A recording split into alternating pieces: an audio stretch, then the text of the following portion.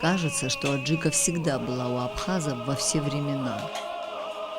Ее употребление является характерной особенностью абхазской кухни. Аджика постоянно присутствует в их жизни. Без нее не обходится ни одно застолье. Аджика – атрибут как поминального, так и праздничного стола. Ее добавляют почти во все абхазские блюда.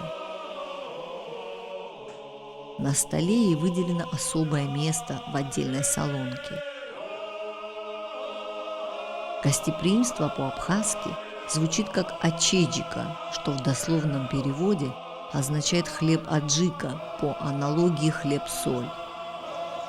Так народ обозначил гостеприимство, которое выделяет его и среди кавказских народов.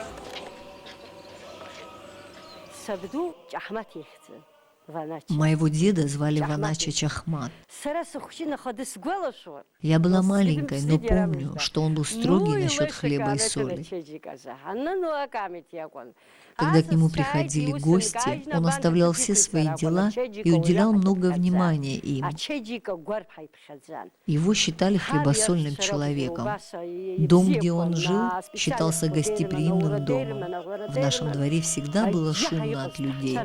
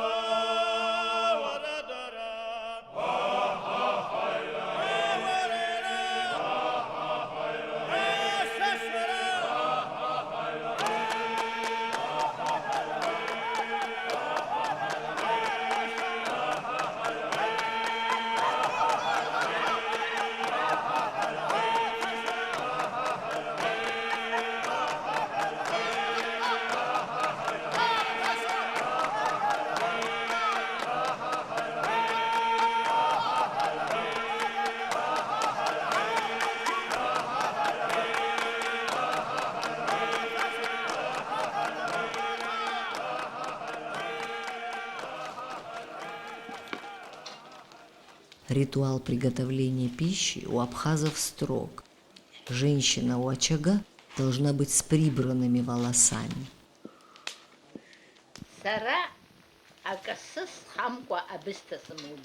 Я без косынки на голове никогда не варила мамалыгу. Если бы начала готовить, мои родные меня бы не поняли. Это было бы неправильно. Без косынки и без чулок меня мой свекор не видел, потому что по-абхазски старик не должен видеть неприкрытое тело женщины.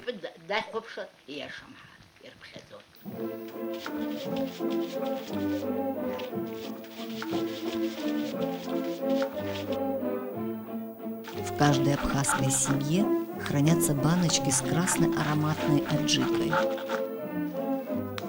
В Абхазии ее никогда не производили в массовом порядке. Секрет производства аджики заключается в том, что каждая семья делает самостоятельно этот продукт, изменяя по собственному вкусу рецептуру ее приготовления. Но основные компоненты остаются одинаковыми для всех – перец, немного специй. Если я скажу, что моя мама лучше всех делала аджику, то это будет звучать слишком похвально. Но я говорю то, что знаю. У нее был специальный камень для протирания перца. Только с помощью этого камня она делала аджику. Сейчас появились мясорубки, и аджику делают по-современному. Может, я не могу сделать так, как делала моя мама, но сейчас я делаю так, как видели когда-то мои глаза. Абхазы сеют семена перца в марте. Рассаживают нежные ростки позже, в начале мая. Растение стручковый перец к концу лета вырастает по колено человеку и дает плоды разного цвета – зеленый и ярко-красный.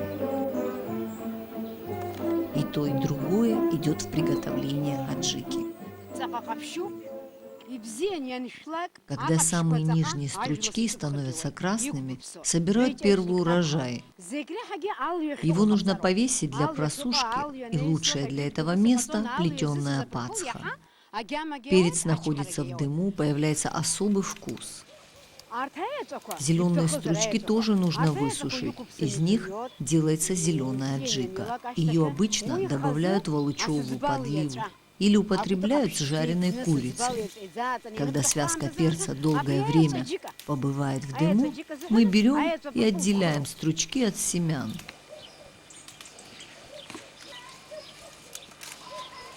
Урожай перца собирают в октябре. Его плоды нанизывают на прочную нить и сушат некоторое время в амбарах под потолком.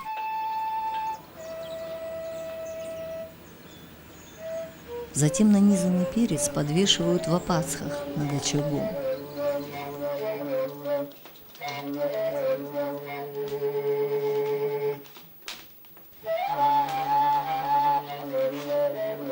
Дым костра коптит стручки жгучего перца и придает уже готовому продукту особый вкус.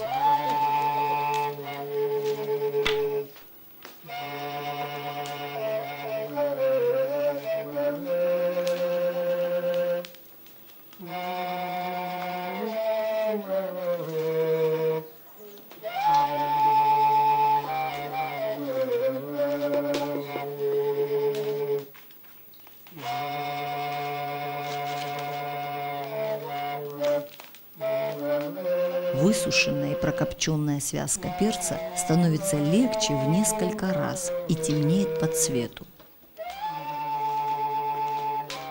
Долгое время темно-вишневые связки перца украшают апацхи абхазов, придавая жилищу определенный колорит.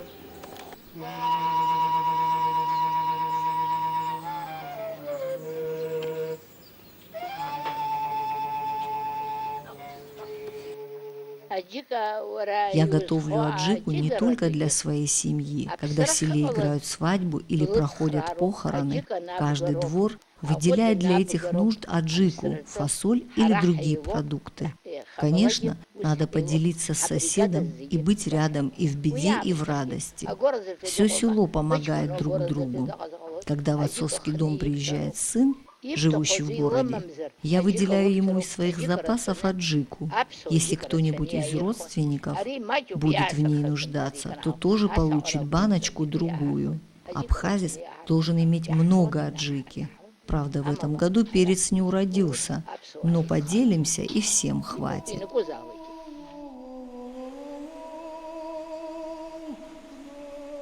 Для изготовления аджики нужны особые плоские камни. В старину их находили на дне рек, которые меняли русло. Плоскость камням придавал поток воды. Тысячелетия стесали неровности,